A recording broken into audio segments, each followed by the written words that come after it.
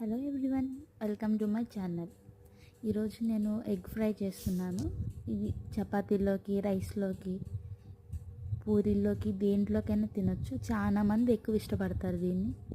నేను ఒక 6 ఆనియన్స్ తీసుకున్నాను, 5 పచ్చిమిర్చి తీసుకున్నానండి, కొంచెం కరివేపాకు తీసుకున్నాను, 3 టేబుల్ స్పూన్లు ఆయిల్ వేసాను. ఇంకా అందులో ఆనియన్స్, కరివేపాకు, పచ్చిమిర్చి కూడా వేసినాను. కొంతమంది జీలకర్ర వేసుకుంటారు, కొంతమంది ఆవాలు వేసుకుంటారు.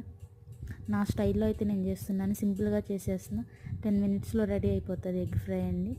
ఇంకా దాన్ని మనం మూత పెట్టుకుంటే ఆనియన్స్ మగ్గుతాయి కదండి. ఈలోపు టేస్ట్కి దానికి సరిపడినంత ఉప్పు, 1 స్పూన్ ఆఫ్ పసుపు వేయాలి. బాగా కలుపుకున్న తర్వాత నేనైతే 3 టేబుల్ స్పూన్ ఆఫ్ కారం వేసినాను, ఎందుకంటే నేను 11 ఎగ్స్ తీసుకున్నానండి. మీరు కూడా ట్రై చేయండి. చాలా మందికి బ్యాచులర్స్ ఉంటారు, ఇంట్లో లేడీస్ ఉంటారు, కొంతమంది పిల్లలు ఉంటారు, వాళ్ళు కొంతమందికి ఇది రాదు.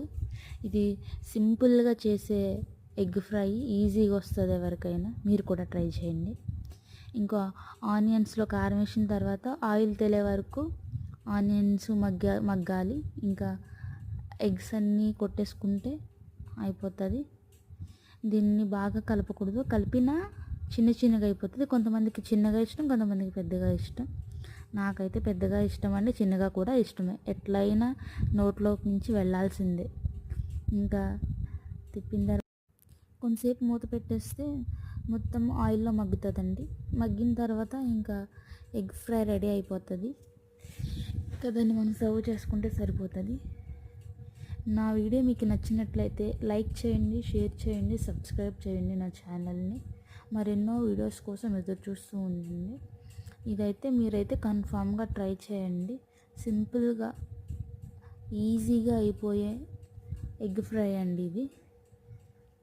నాకైతే అయిపోయింది. ఎగ్ ఫ్రై 10 మినిట్స్లో అయిపోతుందండి. మంచిగా చేసుకోవాలి కానీ. ఇంకా ఎగ్ ఫ్రై అయిపోయిందండి. నెక్స్ట్ టైం ఇంకొక రెసిపీతో మీ ముందుకు వస్తానండి. థ్యాంక్ యూ అండి. Bye bye.